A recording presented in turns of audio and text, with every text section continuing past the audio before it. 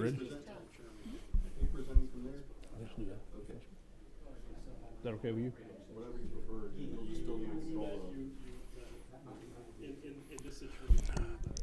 Okay, if everybody's ready, we'll start our meeting. We're a few minutes behind, so I do apologize for that, but appreciate your patience with us.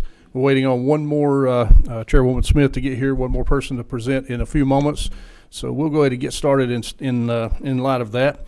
I'd like to ask Chairman LaHood, if you would, sir, please open us in a word of prayer. All right. Pray with me, please. Thank you, Lord, for another day. Thank you for the people that have come together to just talk about solutions for our state and the people that live here, and just pray that you guide us with your wisdom. We pray this in your name. Amen. Thank you, Mr. Chairman. This is the House Governmental Affairs Subcommittee on General Government and or on state and local government. So we have two bills before us today. One is House Bill 999 and one is House Bill 1044. As I say, Chair Lady Smith is coming to present 999. House Bill 1044 is a bill I am carrying. So what I'd like to do is to turn the meeting over temporarily to Vice Chair Stephen Saines. Representative Saines, if you'll conduct this meeting while I present the bill. All right. Thank you, Chairman Anderson. We are hearing House Bill 1044, LC 47 2715. Is that correct? That is correct, yes, sir. All right. We'll go ahead. Do we have any individuals signed up to speak? All right. We'll go ahead and hear the testimony from the author and then the individual signed up to speak. Thank you, Mr. Chair. The House Bill 1044 is a reintroduction of a bill that was passed out of this committee, passed out of the House and the Senate, and was vetoed last year. That was House Bill 193, which dealt with public works purchasing contracts. And basically what the bill did is it extended or increased the bid requirement limit for public works purchasing deals or purchases, contracts for county and city governments. We only addressed what was in Title 36 in House Bill 193.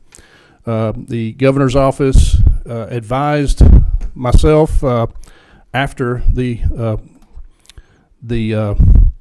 striking of that bill that they would they like the language, but they would like to see it apply to state level purchasing and state agencies. So what we've done with 1044 is done just that. We've, in addition to the original content that is located in Title 36 for local governments, we've also addressed pertinent sections and purchasing guidelines for Title 13, Title 20, a couple of sections in Title 20, and then also a section of Title 50.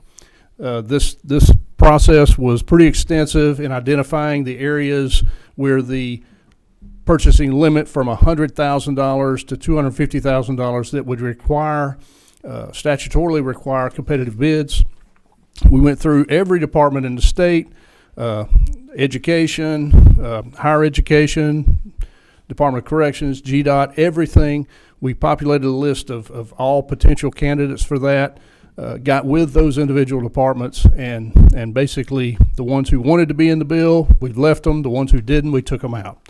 So this bill should have cooperation and should be able to get through as long as we keep it clean. So I'm presenting this bill for the subcommittee in the form of a hearing only, just so that it can be acted on in full committee, hopefully tomorrow if the chair deems fit.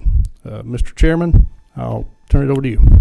Thank you, Representative Anderson. Just as a brief pause, Chair Lady Smith, if you'd like, I know the audience is full. If you'd like to sit over here while we hear the 1044, your bill will come right afterwards. I know we all came from the same meeting, so it's just a competition of who was faster to walk over here.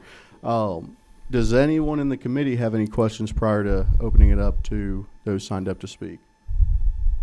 I do not see anything. So we will go ahead and Mr. Edwards from ACCG, if you'd like to come and give your testimony.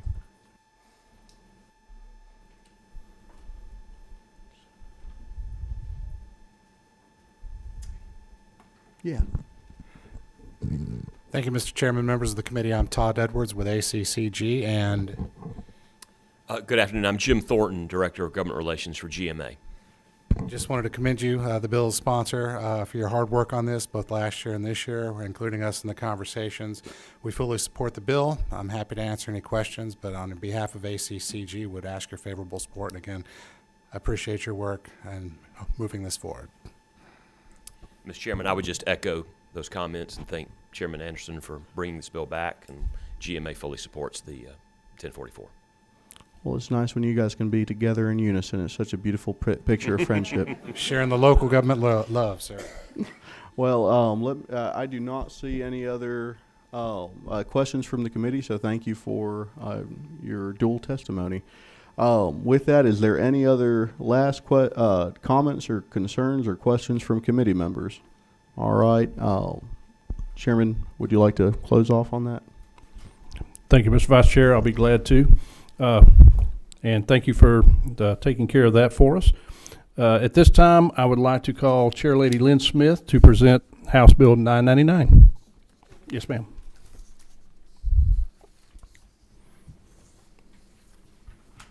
Good afternoon, Mr. Chairman and members of the committee.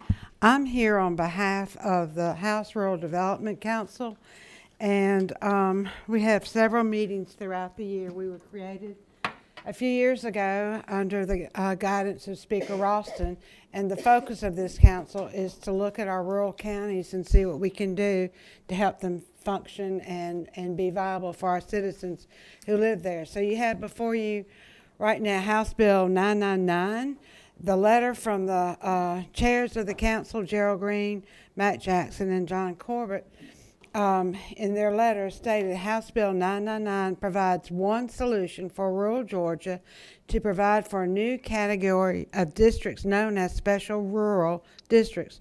Numerous rural counties in this state do not have sufficient financial resources to provide all the needed services.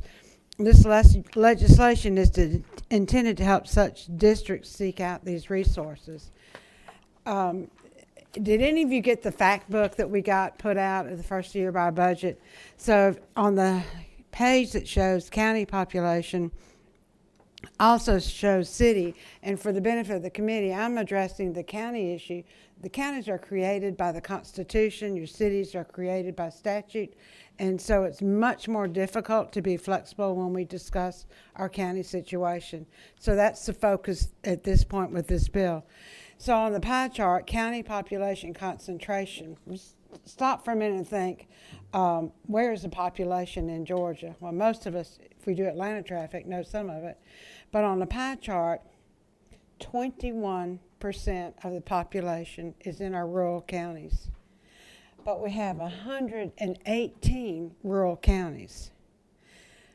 79% of the population is in 41 urban counties.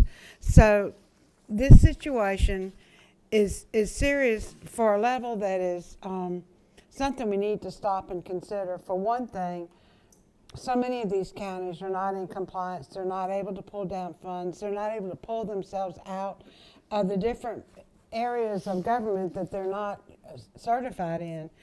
And so I would like to begin by presenting to you just an overview of House Bill 999. But Mr. Chair, I'm not sure how much time is allotted or... You go ahead and proceed. Okay. We've got at least another 15 minutes before we bump Okay. against the next committee, and All right, thank the you. big chairman is here, so we can adjust that if we need to. All right, so on line 14 of page 1, the General Assembly finds that there are numerous rural counties in the state that do not have financial resources sufficient to provide all the services needed by their residents.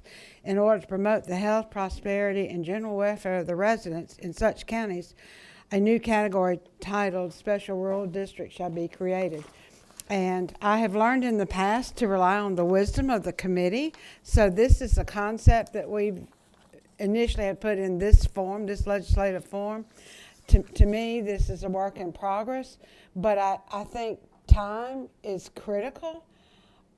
the number of votes available to our rural counties is diminishing as the number of votes available to our urban areas is increasing.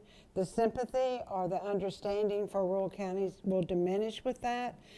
The need, and this is happening in my county, my needs are more urban now, but I've represented rural counties for several years as well.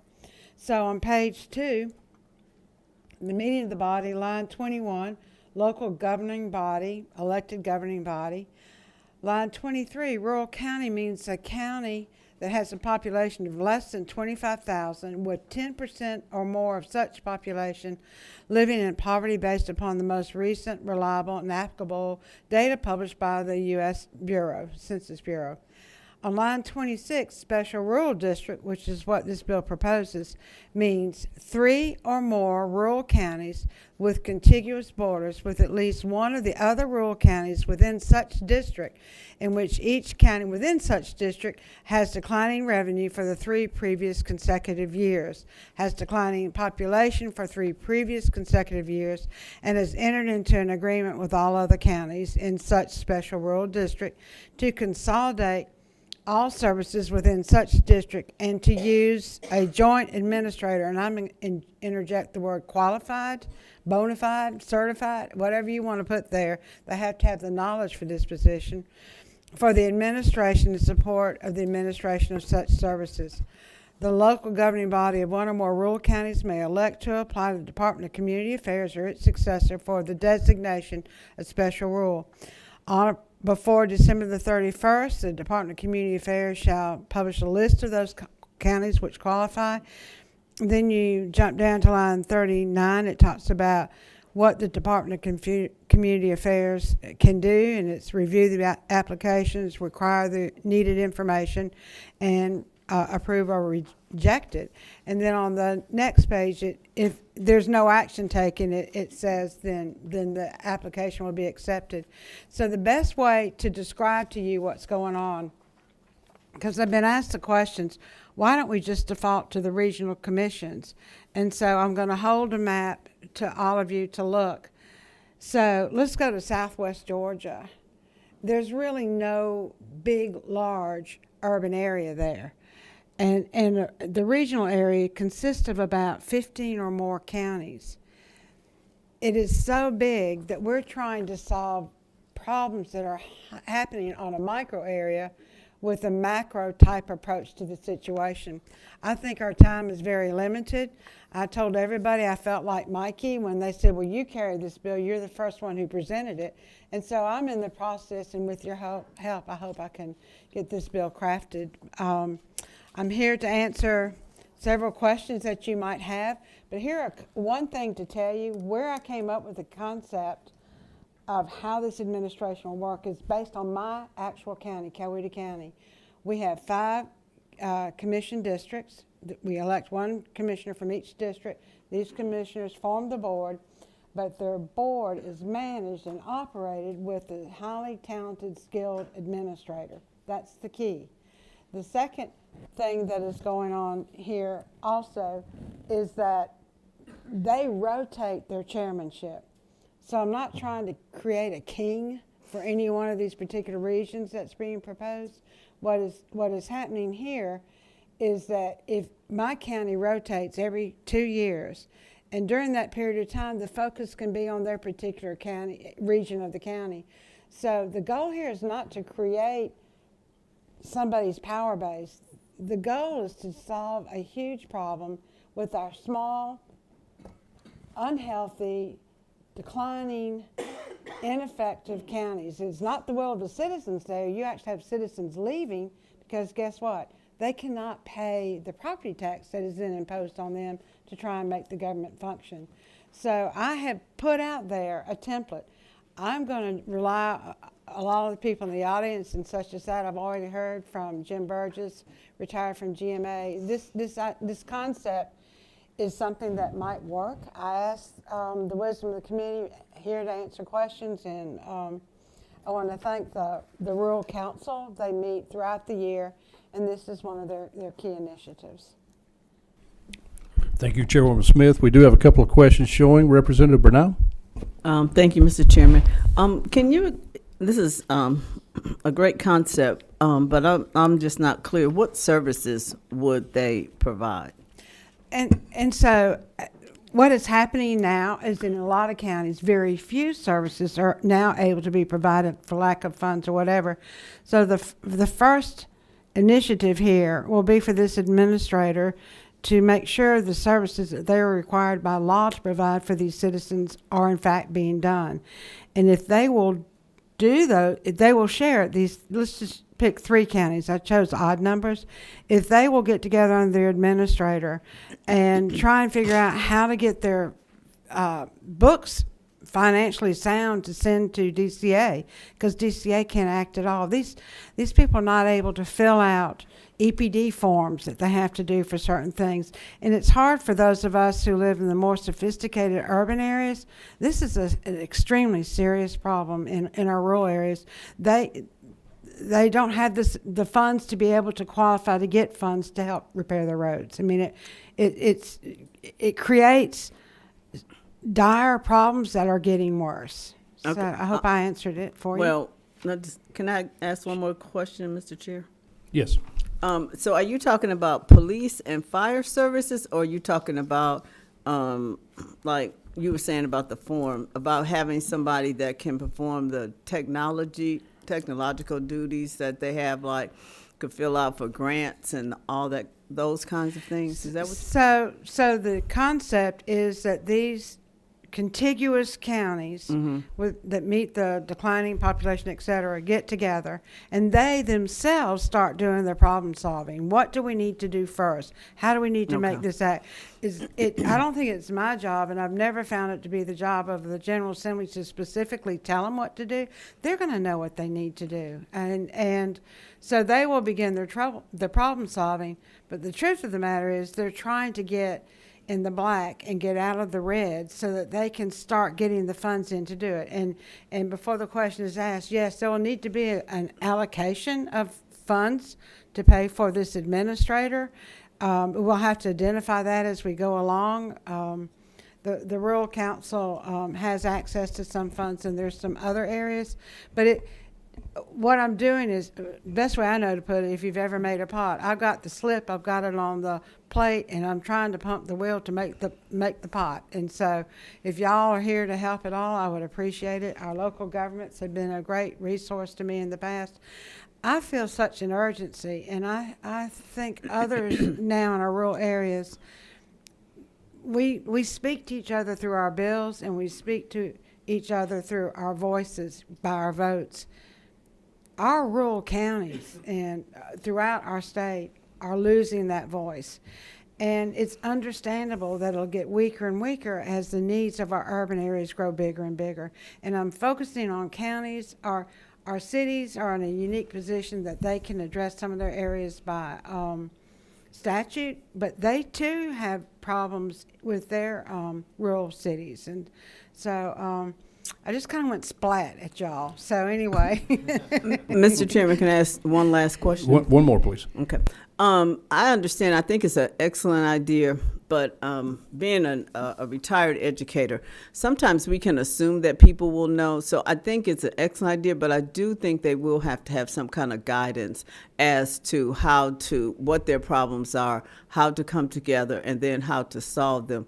Because, it's kind of like a kid who has a messy room, and then all of a sudden he can't figure out how to clean it up, And so when you have one problem on top of another, then all of a sudden somebody says, well, I'm coming to help you.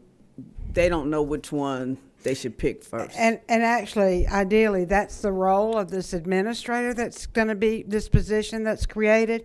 This administrator will have to have the skill sets to assess, to advise, and to work with DCA, work with their associations. I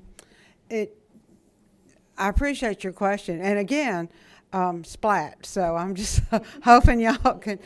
I think time is of the essence, and I'm being urged by the chairs of the council to get busy. So. Mr. Chair, I'm open to your questions. Okay, we have 2 more questions, and as you say, time is of the essence.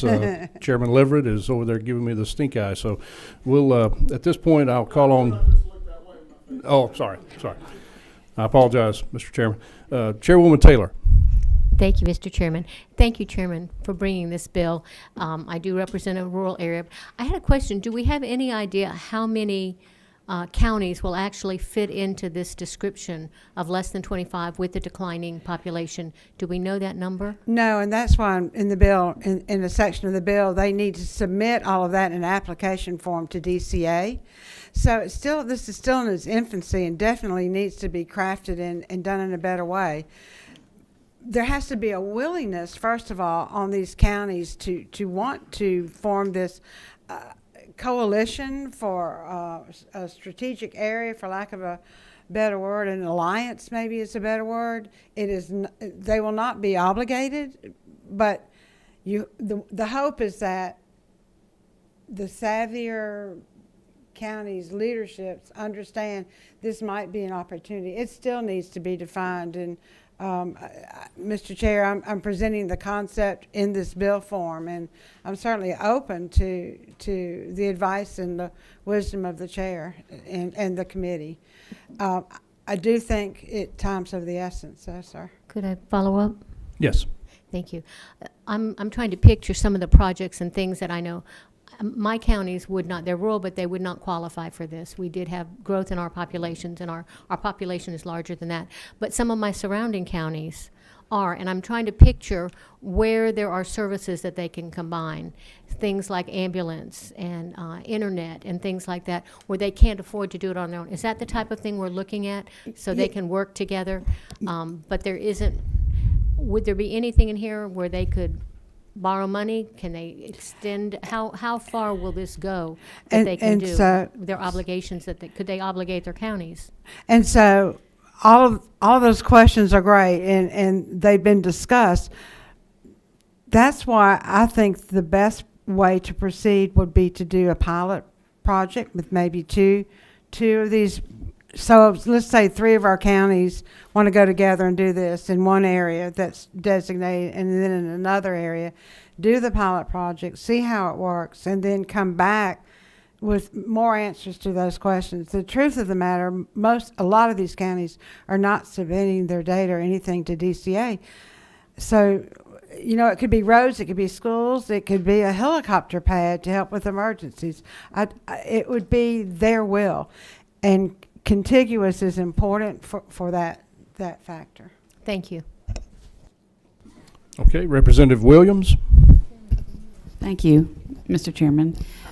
So, Chairman Smith, I have a couple of questions. First of all, the very last section H, could you explain? It says all special rural districts shall be eligible to seek out state and federal funds otherwise provided for historic preservation. Does that mean their funding is going to come from funding that was designated? Is it going to be pulled away from historic preservation funding? What does that mean, otherwise designated? And so on lines 49 to 51, yes, you're right. There's a search for how does this get funded. I think if we do pilots, it'll get special funding.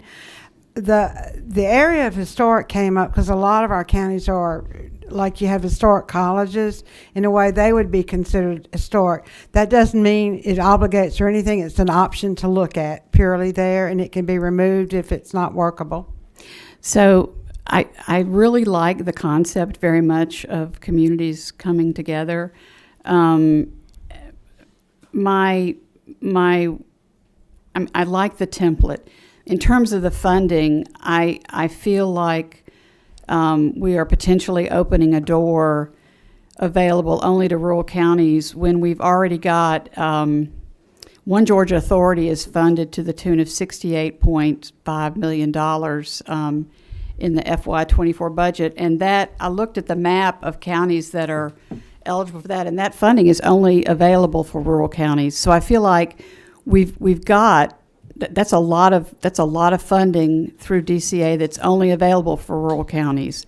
So I just wonder about having another sort of special designation for rural counties in addition to One Georgia Authority, which is huge.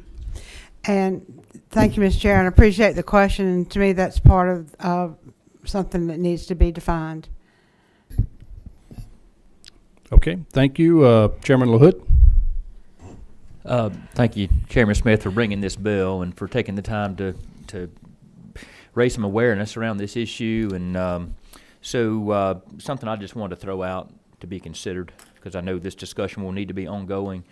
But there's some counties, and I haven't talked to my county folks, but Brooks County is my home county, and it qualifies, for the population, and pretty sure it qualifies for the poverty level threshold, but it's kind of on an island. It's sandwiched in between Lowndes, Valdosta Lowndes County on the east, and Thomas County, Thomasville on the west, and the Florida state line to the south, and Cook County to the north. Anyway, I don't know that it's got three contiguous. It's not contiguous with two other counties that would meet the criteria, but it's definitely in need. And again, can't speak for the county officials there without having their input, but just something to consider, some way to help those kind of situations in addition to the ones you've identified. Thank you, Mr. Chair. I think we all in this room now are understanding we've got serious, serious problems that we need to solve. And I did this as the starting point. I think we need to look at all of these areas. The contiguous counties is a way to help several counties, and I think there should be a pilot program or two, maybe in different parts of the state. And I'm definitely going to call on the chairs of the Georgia House Rural Development Council for their input in that budget issue to see if we can, in fact, come up with something that will work. And I hope it expands. But when you look at the map of Georgia, we are dealing with a lot of our issues on a macro big area and not on the strategic targeted areas. Thank you. One more comment or question. Do you know if a map exists that identifies which counties meet this criteria, population and poverty? I think it'd be helpful if that doesn't exist, maybe to ask our Budget and Research Office to work on a county map that maybe has some color coding as to which counties fit the criteria and where they're located. Thank you. Yes, thank you for the homework. I want more homework because I want this bill to pass. So. Thank you, Mr. Chair. All right, one final question if we can. Chairman Collins.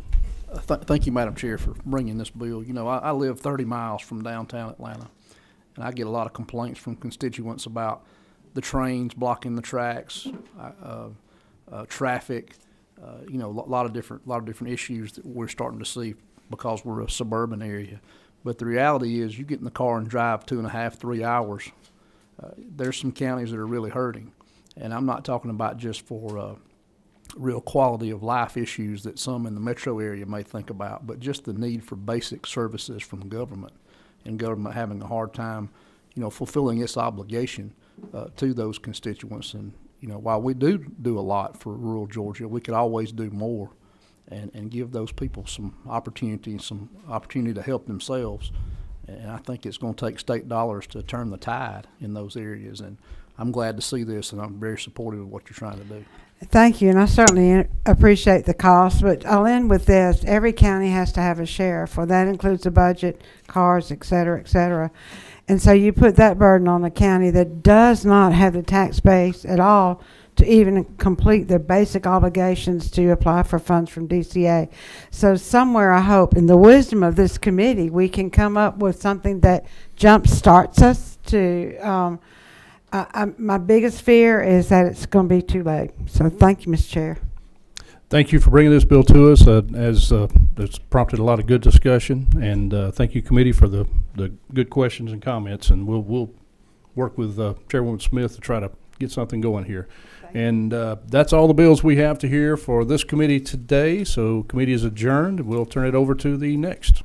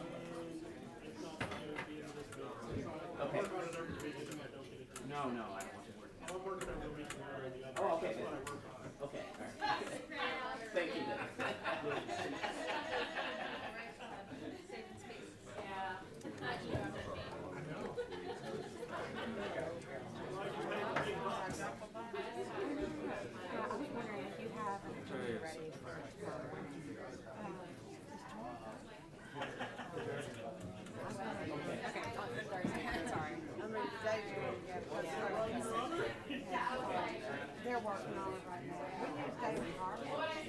He's everywhere with the budget. And he's, imagine, Yeah, we have house can't be both at one time. so actually,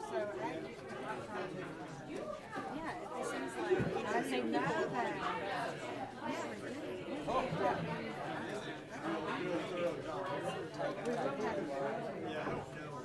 It's already been through the committee oh,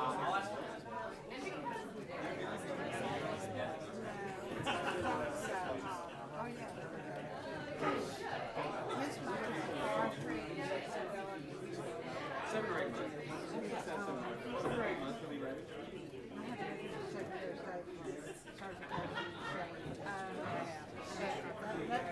It's like a vendor bill for that shouldn't be something. Well, did I scare you with what I said? No, I was good. I can't just.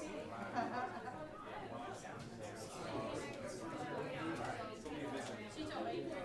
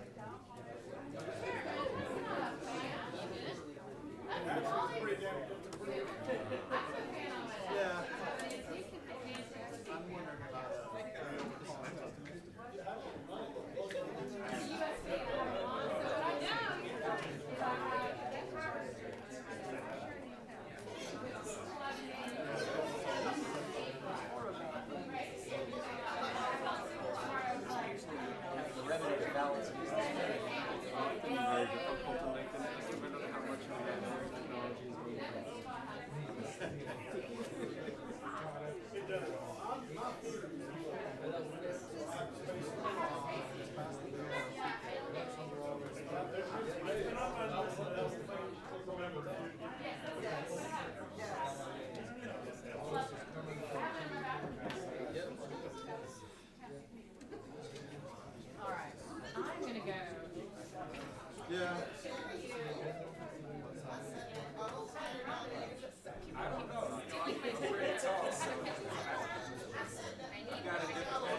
Yeah. I mean, I guess we'll see. I think my sister took it. Okay. Oh yeah, that's right. A lot of the complaints. Yeah, I took my upstairs tape measures, so then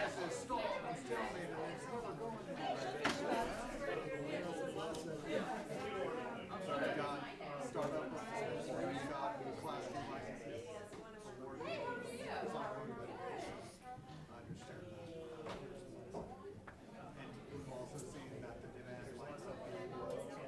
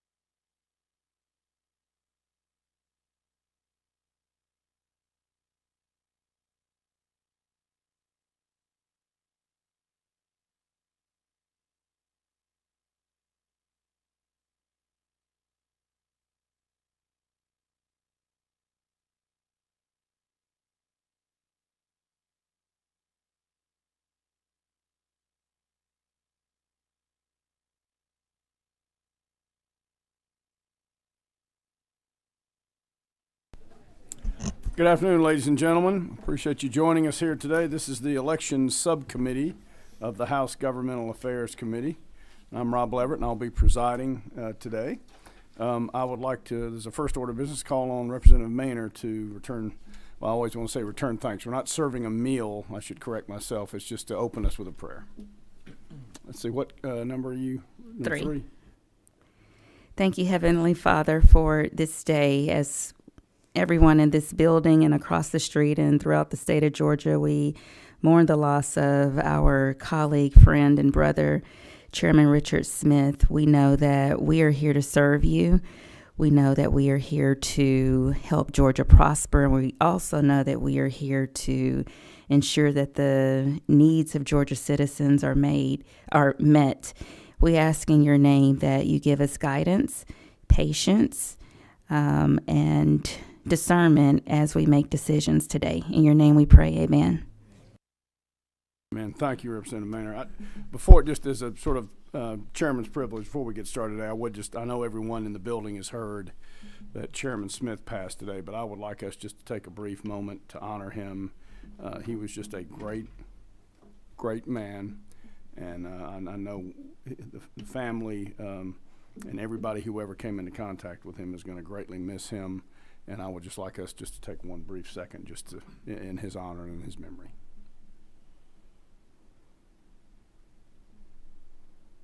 Thank you. So getting to business, we have some copies of the bills we're going to consider today. If you've got your agenda, there are 3 bills on the agenda for consideration. And they are Chairman LaHood's bills. We've heard them previously, but we're going to reconsider them today. There's also a sign-up sheet if you haven't already signed up. We'd love to hear from you. If you have any comments to make or any information to offer on any of the bills. Let's see. Did I cover all the preliminaries? Okay. All right, so let's go ahead and we'll just start at the top of the agenda with House Bill 974, and I'll recognize Chairman LaHood. Thank you, Chairman Leverett. So, hey everybody, House Bill 974 is one we heard last week, and it's the intent of this bill is to take what's currently a pilot program where the Secretary of State is required to make digital images of ballots available to the public and make this a permanent program.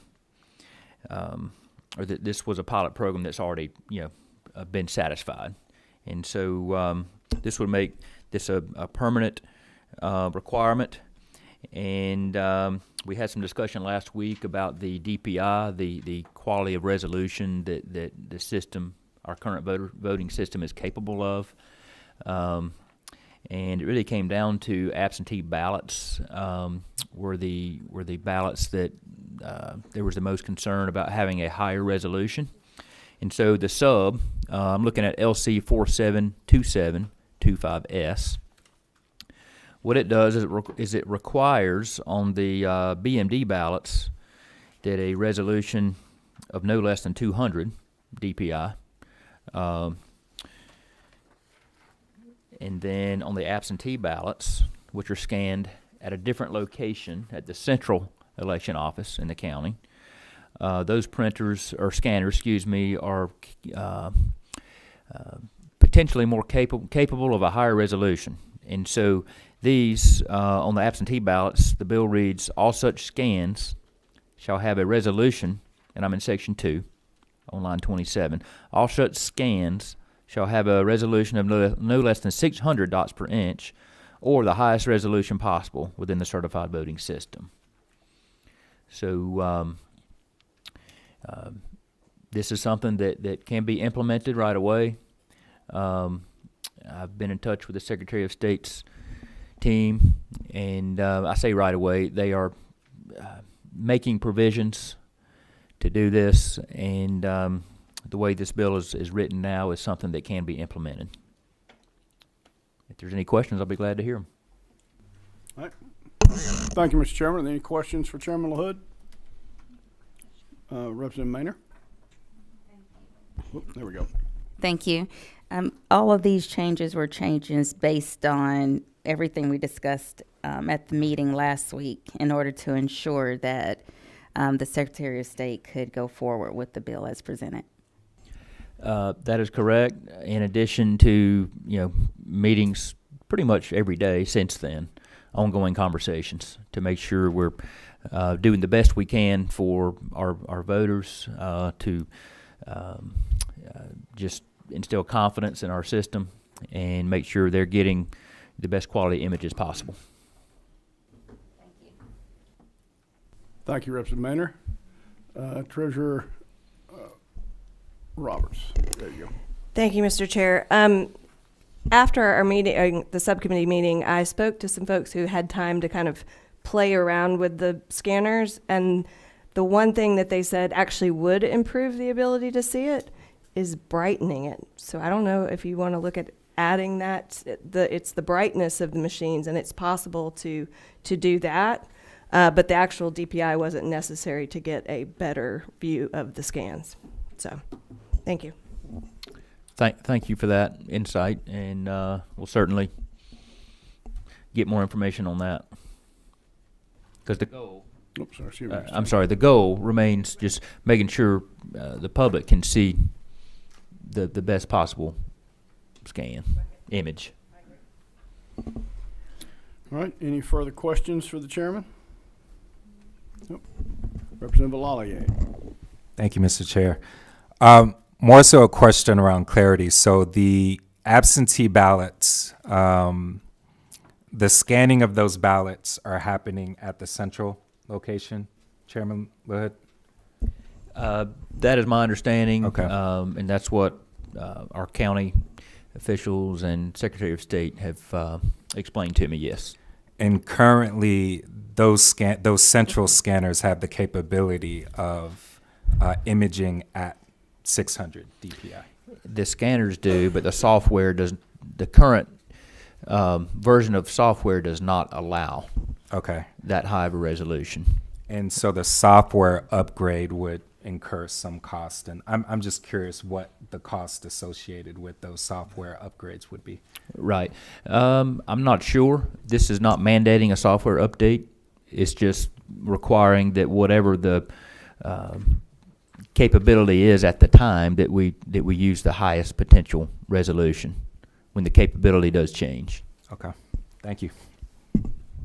Thank you, Representative Lallier. And Mr. Chairman, my understanding too is that's the highest capability within the certifications we have at that time. Is that correct? That is correct. Okay, thank you. All right, any other questions for the chairman? All right. I know we are just a subcommittee, but I think we customarily do try to pretend that we are a big boy committee and move these out. So is there a motion? The chair would entertain a motion at this time. I have a motion to pass in a second. Any further discussion? All those in favor signify by saying aye. All those opposed, like sign. All right, so the bill moves on to full committee. All right, Mr. Chairman, I think we're going to do House Bill 977 next about risk limiting audits. All right, so we had a good discussion on this bill last week as well. It's House Bill 977 LC 472776S. So this is a sub to House Bill 977, and we made some changes to retain the effectiveness, but I've worked with stakeholders throughout the week to ensure that this can actually be implemented and that it's practical. So we're raising the bar on accuracy and transparency. So the changes are around line 27, where it describes the races that shall be audited after each election. So let's see, line 27, the contest at the top of the ballot will always get an audit. And then following that would be a statewide race. One of the statewide races would always get an audit, including a U.S. Senate, governor. They're all listed here on lines, let's see, 29 through 33 or 32. So, and the way those ballots, I'm sorry, on the way, so there would always be at least two audits done.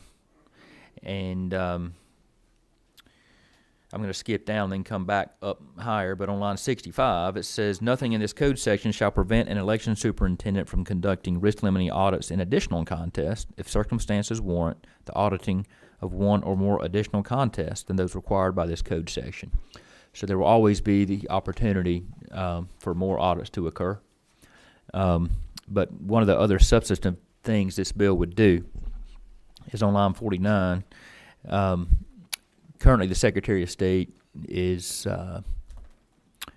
selecting the race to be audited, and this would change that, and it would be determined by a majority vote between 5 people, and that would be the governor, lieutenant governor, Speaker of the House, and the minority leader from each chamber. So 5 different people would be selecting the statewide race to be audited. So that's a pretty good summary of the bill, and if there's any questions, be glad to hear them. Thank you, Mr. Chairman. Any members of the committee have questions of Chairman LaHood? All right, I don't see any questions at this point, Mr. Chairman. I do think we've got some people signed up to speak to the bill. Who we have? Okay. Is it Earl Ferguson? You wave, as we say in this business. All right. And Ann Gray Herring with Common Cause Georgia.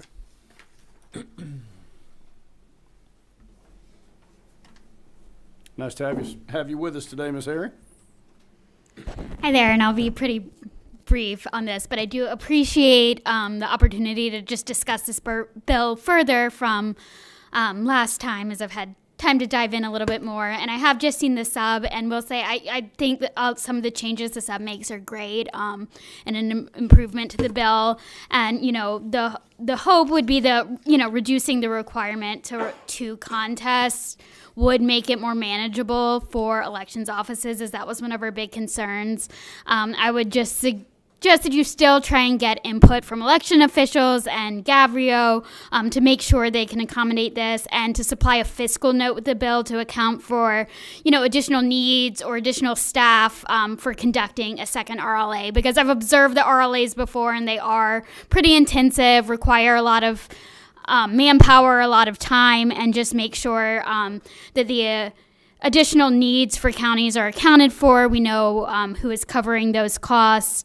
And then just a couple of very, small notes just from the text of this. One, in line 35, the way that reads, it says that the local election superintendent shall conduct pre-certificate tabulation or risk-limiting audits. So to me, that sort of leaves it open that these audits don't necessarily have to be an RLA, but it seems the intent is that they should be risk-limiting audits conducted in that statistical fashion. So just, wondered if you considered that wording there. And then one just other slight concern would be in lines 51 and 52, when it talks about how these selected contests shall be determined. The governor and lieutenant governor get to vote on whether their own races will be audited, and that's just a little concerning to me in terms of public confidence in elections, which I do believe is the goal here, and wondered about possibly if that selection should be conducted differently. Thank you. Thank you, ma'am.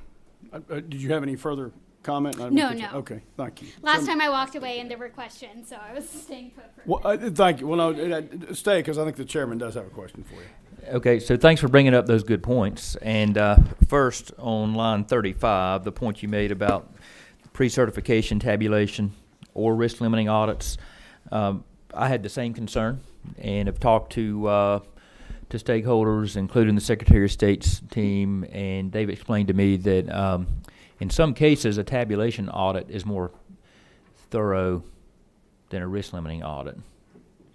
I'm not the best one to explain why, but certain races, I think it's with maybe a smaller number of voters, a tabulation audit is more complete. Might be the right word. And if anybody with the secretary's team in here feels like you can explain that better, I'd welcome you to come up. Mr. Teasley, thank you.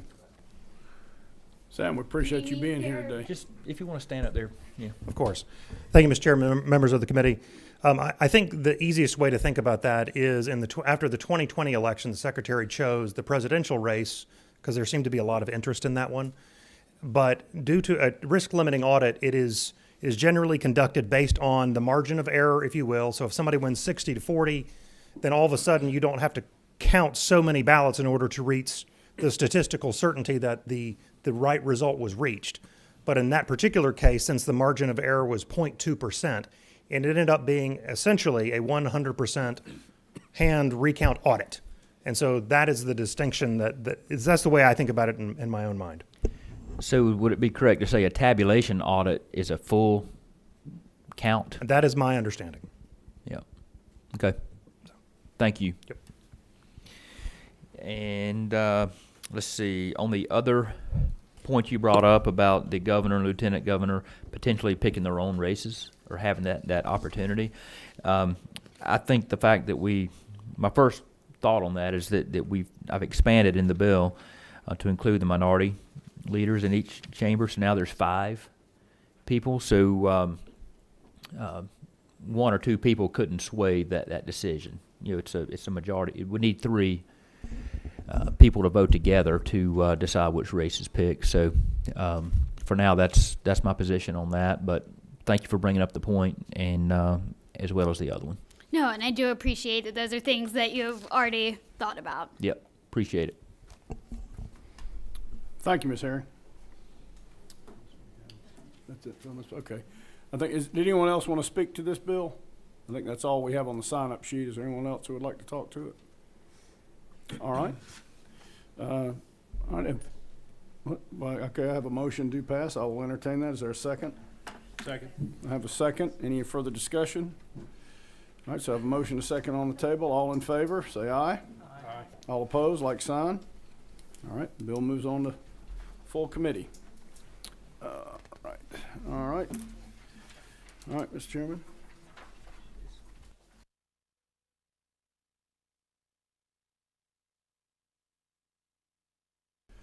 All right, so the third bill on our agenda today is House Bill 975. And this 975, okay. And this will just be a hearing only. So Chairman LaHood will kick off, as Yogi Bear would say, this feels like deja vu all over again. We'll kick off with Chairman LaHood. All right, thank you, Mr. Chairman. So I've got a sub, and it's LC 472747S. It's a sub to House Bill 975. And the intent of this bill is to create an alternative, or to insist or force an alternative way of tabulating votes other than a barcode or QR code or any type of machine coding. And so this current version of the bill, let's see, on line 12 requires that a text portion of the paper ballot marked and printed by the electronic ballot marker indicating the elector's selection shall constitute the official ballot and shall constitute the official vote for purposes of vote tabulation. Any recount conducted pursuant to code 21-2-495. So basically just what it says.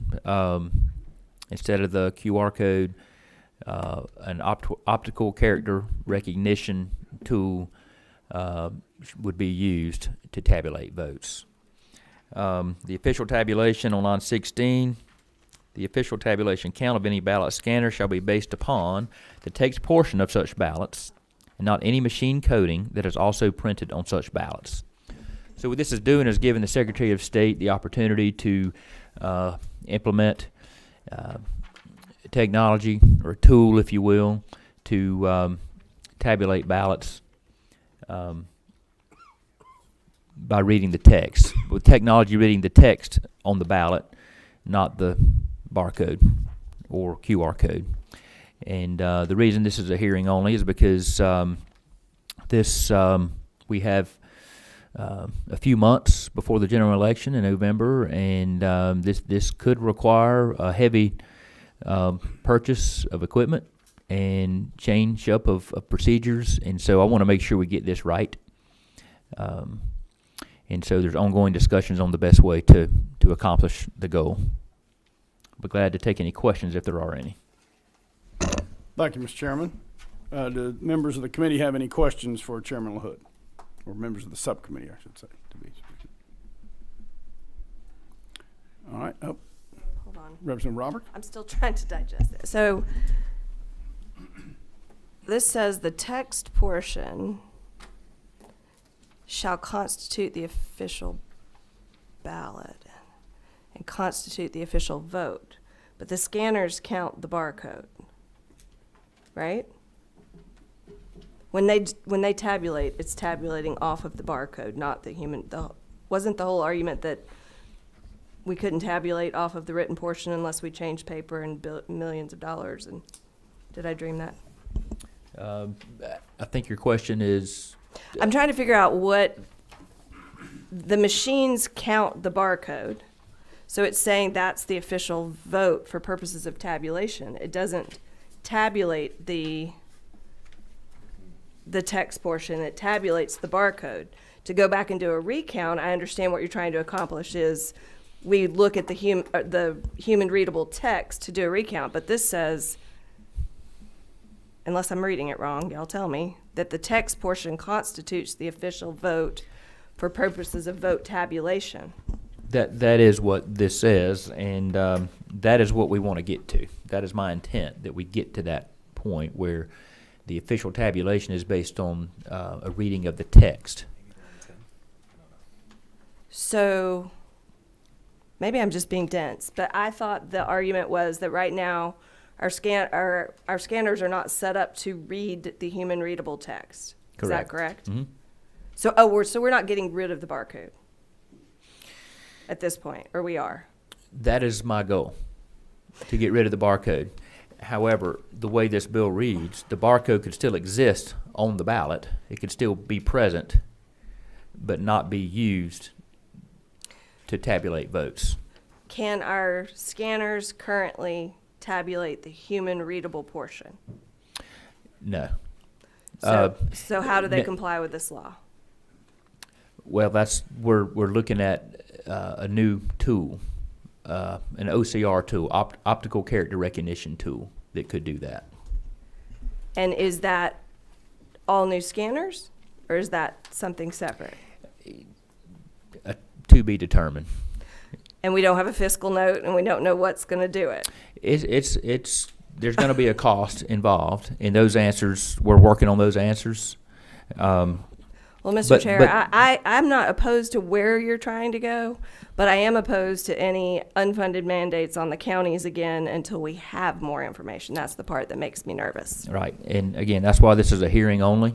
Oh, I thought you were taking a vote today. Okay. Okay, Never yeah, mind. hearing only, and no, that's okay. I understand your concern, and our friends across the hall in the Senate have passed this same bill out of committee, and understand it's been recommitted to their committee for further consideration. And so I only want to pass good legislation that can be effective and implemented and is a good value to the citizens of our state. Any further questions, Representative? No, I think you covered it. All right. Representative Bazemore? Thank you, Mr. Chair. My question was asked and answered. Thank you. Thank you, ma'am. Chairman Blackman, did you have a question down there at the end? I can wait as well. I think essentially this has just kind of been answered in the discussion. This Okay. was, contemplated prior, but the human readable text component time. And so this is a measure to catch us back up because the technology exists beyond that single source, as I understand it, Mr. Chairman. All right, thank you, Chairman Blackman. Did you want to say something, Chairman?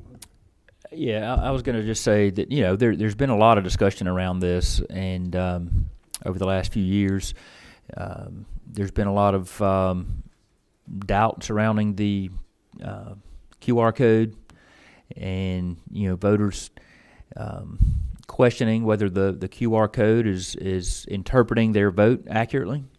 And so having the actual text that they can see and interpret themselves be what's used to tabulate the votes is, I think, the right direction for us to go in. All right, well, thank you, Mr. Chairman. I believe we don't have any other questions from the committee or subcommittee at this point, but we do have some folks who want to speak to the bill. Mr. Turner, I think I saw you out there. If you'll come on up. Nice to have you with us today. I think I got the mic on just when you're ready. Thank you, Mr. Chairman. Scott Turner, former member of this committee. So glad to be with you all. I came today to give a little bit of a history lesson in the bipartisan cooperation around the human readable mark. Because when Chairman LaHood first brought this to my attention that he was going to be working on this, it caused a lot of memories to stir. And I see Chairman Blackman back there just laughing hilariously back there. Because I actually went back and watched the video of the hearing. It was February 19th, 2019. And I joined up with Minority Leader. I was a Republican. I am a Republican. I joined up with Minority Leader Bob Trammell to try to amend HB 316 to include the human readable mark. Now, that cost me politically a ton, and I'm so glad 5 years later that we're here discussing this now. And at the time, there was one declared vendor. Chairman Blackman is absolutely right. Hart InterCivic was the one vendor that could do OCR tabulation at the time. However, two of the other vendors had told me privately that if Georgia were to present a unified one-source contract for their voting machines, that they would bend heaven and earth to make their machines read OCR tabulation. And so I was under the impression that at a minimum there were two at the time. Obviously, there's way more now, and you have a lot more options. But at the time, what I said was, nobody's going to trust the QR codes. And boy, was I right. I didn't need a crystal ball. All I needed to do was listen to the people who lined up out the door to testify about HB 316. And I wasn't listening to Republicans. I was listening to every left-wing, like Sierra group, and I mean, just everybody and their brother. I didn't see one Republican in the group. It was all very liberal people that were coming up saying, we're not going to trust the barcodes. So I just want to encourage that bipartisanship, you know, in that history lesson as we are coming together now to address this issue 5 years later. Yes, it's going to cost some money. That's very clear. We are going to have to update software at a very minimum of the machines that we do have, and maybe even go out to bid. But to address the Representative Roberts' question about how do you pay for it, you could always add a line to any bill. This is a trick from an old legislator. You can always add a line to any bill to make it subject to appropriations. You'd still pass it out, and it only becomes effective once the budget process kicks in and you actually pay for it. And if that buys cooperation, I would encourage that as well. But I would just commend the committee for doing great work again. So proud of you guys, doing good stuff on a bipartisan basis this time. It's fantastic. Thank you. I'll answer any questions if you like. Thank you, Mr. Turner. Does any of the members of the subcommittee have any questions for Mr. Turner? Who has, I think, just completed what we would call his I told you so speech. No, you see, former Representative Teasley and I have a joke. I never say I told you so. I only say if only someone could have known. All right, thank you. But right, don't make me be that way about ranked choice voting in the future. All right. Well, hope you won't have to be. All right. Any questions? I don't think we have any questions. Thank you so much. Let's see. Ms. Lee, Gail Lee.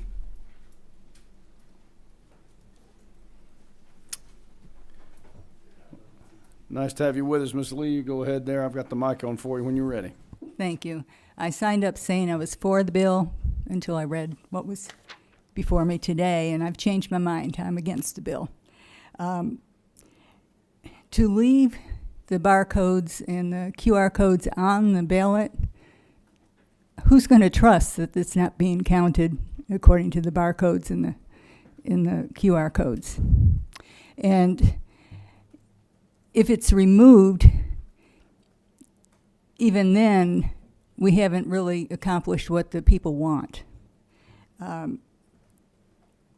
There is, if you remove them, it doesn't allow, it still allows for machine tabulation. And machine tabulation can be manipulated by human programmers and human actors. So we don't trust those machines. And the only thing that can ensure that people trust the election is to get rid of the machines, which are a rat hole for money. Here you are talking about putting more money into it. It's always more money to maintain the system that isn't working. And let's see. The only thing that's going to fix it is hand-marked ballots that are counted manually at the precincts. So even removing the barcodes and the QR codes is only a Band-Aid on a patient that is hemorrhaging. And the patient's bill keeps going up, the hospital bill keeps going up and up and up. Thank you. Thank you, Ms. Lee. I'm assuming the members of the committee had no questions of Ms. Lee. I don't see any. So thank you very much. Earl Ferguson. All right, Mr. Ferguson, we got the podium mic all hooked up for you. Thank you, sir. Earl Ferguson. I'm a resident of Fulton County, and we have lots of experience with how to do elections. The QR codes have got to go. They are, in any sense, a lack. Nobody has confidence in them. The bill, as I see it, allows the QR codes to remain for other functions, like in early voting. You know, somebody has to figure out which precinct the ballot is being credited towards. And what we'd really like, of course, is hand-counted paper ballots, as the lady said, but I think we're stuck with some iteration. Now, the present use of the emergency paper ballots, according to the Secretary of State's 183 rule, says that once you get those, you run them through the scanners. And I have serious doubts that that scanner that we use now has the capability of reading the ballot portion. So what we need to do is to get rid of the QR codes completely and replace that portion which is not the voter election. Is that mine? God, I thought I turned the damn thing off. Just tend to it. Sorry about this. Now I'm thinking about ice cream. Yeah. Please. I've been a monitor for the early paper ballot counting, and those are scanned. Once they are identified and verified the owner, they run through scanners. So we have existing scanners that do that now, but I think they're different and probably more expensive than the ones that we use in the precincts. So there's a substantial cost element, and then the software has to be modified to read those correctly. So, yeah, I'm concerned about the cost. And the recent experiment in Fulton County, where we did paper ballots and hand-counted ballots, cost less than it would have done to have run through the regular process. So the paper ballots are not necessarily more expensive. Now, you have a lot of safeguards to take care of, but My first choice would be paper ballots that are hand counted, but if we're going to use the machines, the QR codes absolutely have to be removed and not used. Thank you. Thank you, Ms. Ferguson. Hold on one second. You've got a question, and I think I wanted to let Chairman LaHood respond to that. I just wanted to make sure it was I was clear with you and the audience that my goal is to get rid of the QR code. Mine too. And the way the bill's written, let's see, line 17, it says, just want to read it out loud. Starting on line 16, the official tabulation count of any ballot scanner shall be based upon the text portion of such ballot and not any machine coding that is also printed on such ballot. I felt that wording was necessary in the event that, you know, for example, we do this by this November, coming up November, and for some reason a barcode cannot be removed in time for some other reason. But the barcode would basically be just sitting there for no reason. But the bill will not allow it to be used. But I understand the concern, and I appreciate hearing it. And this is a work in progress. Well, I read your wording, sir, and it's the reason I came to speak. Because the QR code does provide additional information. It basically says which precinct this ballot is going to go to. And so you leave the QR code on there for that information. You have not gotten rid of the lack of confidence. The QR code has to go. And that information, that other information that's included in the QR code can be printed on there and read by the scanner. Thank you. Thank you. Anybody else? Okay. Thank you, Ms. Ferguson. I don't believe you have any further questions. Thank you so much. All right, Ms. Elena Marino.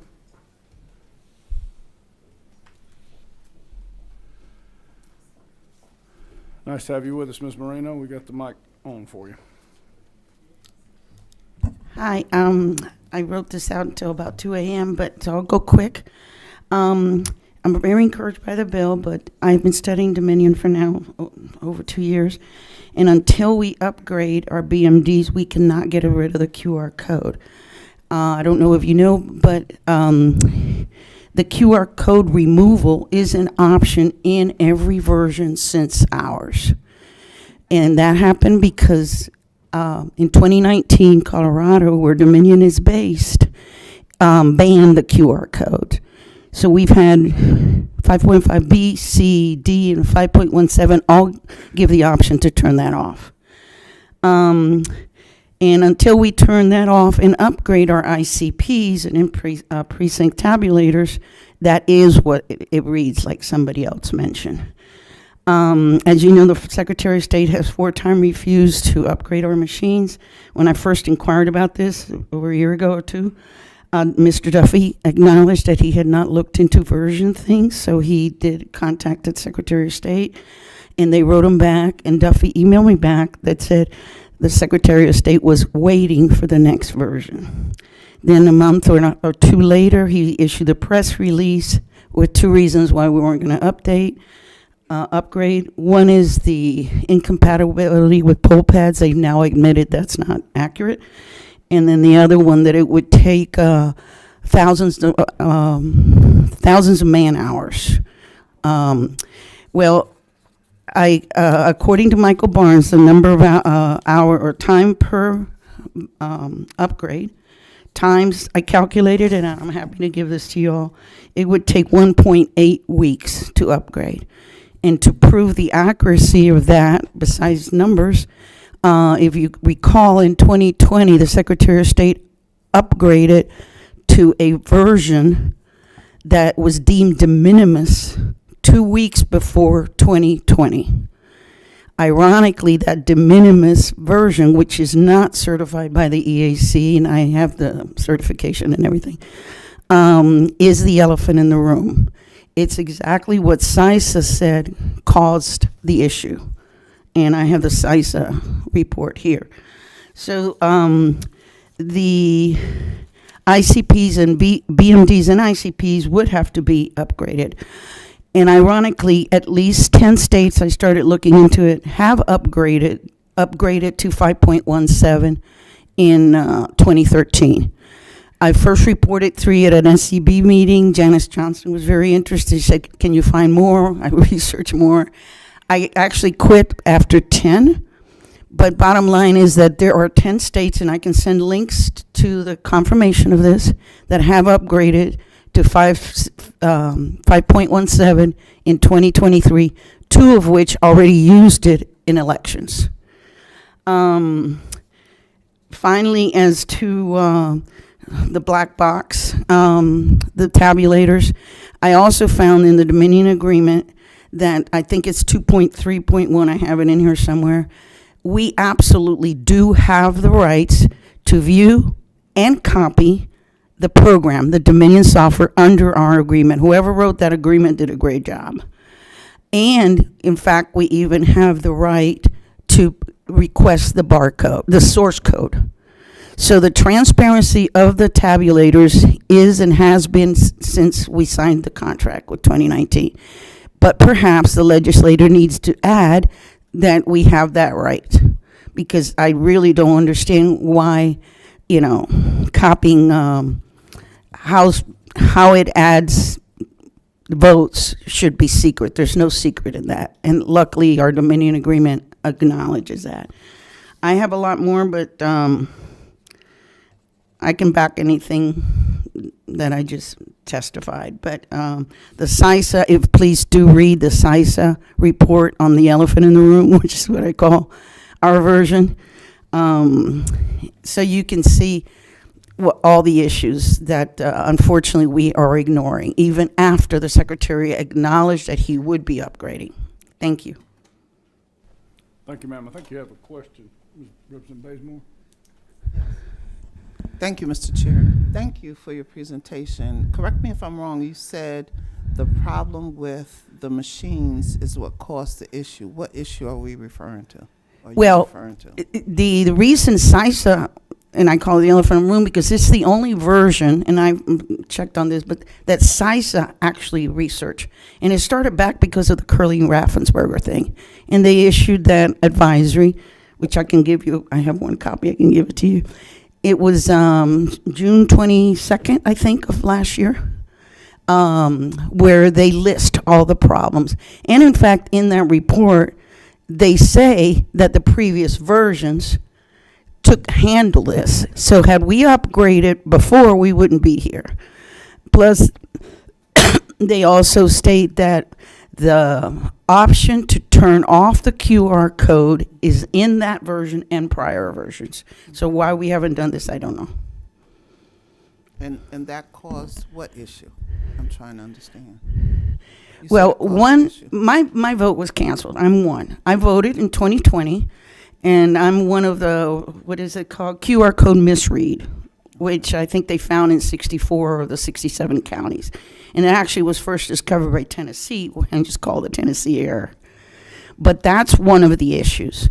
The other issues is the machine count is not matching with a thing.